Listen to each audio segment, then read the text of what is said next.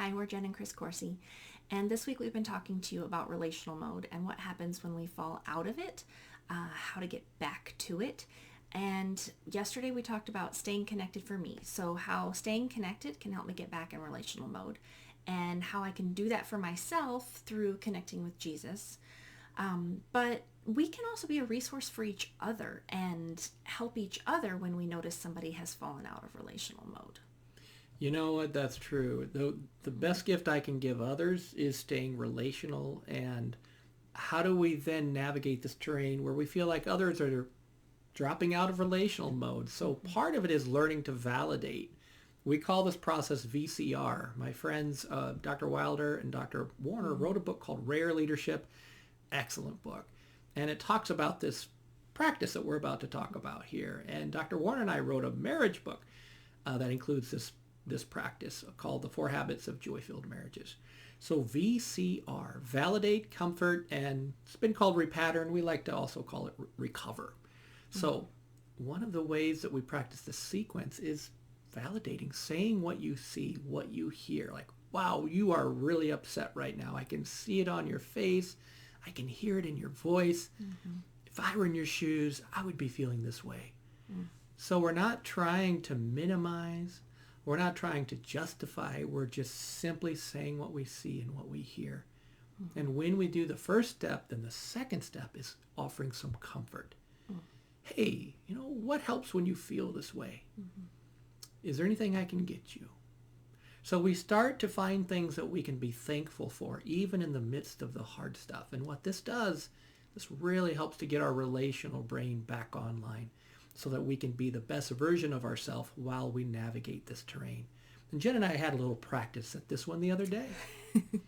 Yes, Chris threw me a lifeline the other day. I was out picking up food and I'd asked him to cook me a frozen pizza, and as I'm embarrassed to say that I got bent out of shape because he cooked the wrong frozen pizza. I'd asked him to cook a certain kind and he cooked a different kind, and I got home and I was hungry and I got grumpy and overreacted to a silly little thing, as probably many of us are right now, is just overreacting to little things. Well, let's face it, no one wants to waste good pizza. So that is something that's worthy of some distress. But no, that's a good point, Jen. We are in a season right now where, we're getting upset over a lot of small things. It really has very little to do with what we think it does. We're actually upset because our brain's processing a lot of other emotions right now just because of the hard season that we're in. So sorry, Jen, but I really had to add that pizza that's point a helpful as well point. Yes, because, and I didn't let the pizza go to waste. I just didn't get the pizza that I was craving and I had asked him to make, and he didn't make. But he did such an amazing job at helping me, throwing me a lifeline in that moment, because he validated. He said, I can see this is really upsetting. I imagine it's really frustrating to come home and have that certain kind of pizza that you had planned, and then to come home and it's not the kind of pizza you were really looking forward to. I can see how that would be really frustrating. And he just really helped me with that validation step. And then I was quickly able to realize, actually, I'm really grateful that you made me a pizza. I mean, you did this step for me while I was out, and I'm really thankful for that. Yes, it's not what I really was wanting, and I'm still frustrated about that, but I was able to start returning to relational mode, not blaming him, and instead being able to find something I was thankful for, that he had made me a pizza, and we were able to do that comfort step together. I was able to talk to him about what I was still thankful for in the midst of that he had done that act of service for me.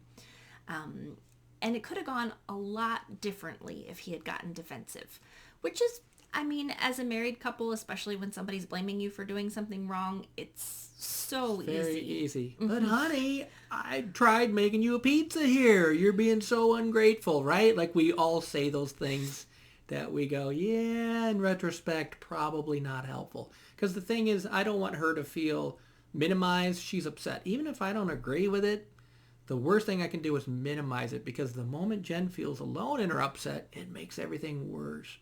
So this is what's really valuable about this practice, is it really helps us to feel understood and connected. And, we don't have to justify. We don't have to explain.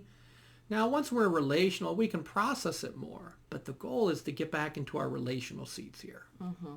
And this is something you can do for your spouse, for a friend, for your kids. You have to keep your relational seat pretty well and stay in relational mode yourself to be able to do that. Another resource, the 4 habits that Chris talked about, the 4 habits of joy-filled marriages, can really help us do this for each other as a couple. And we actually have some marriage groups starting up here soon. And one of the best places to learn these skills is in a community. You might be noticing that your marriage has a few cracks in it that you either didn't realize or are bigger than you thought as you've been stuck in your house with your spouse. What better way to fill in the cracks with some joy? We all need it right now, friends. So take a deep breath, build some joy.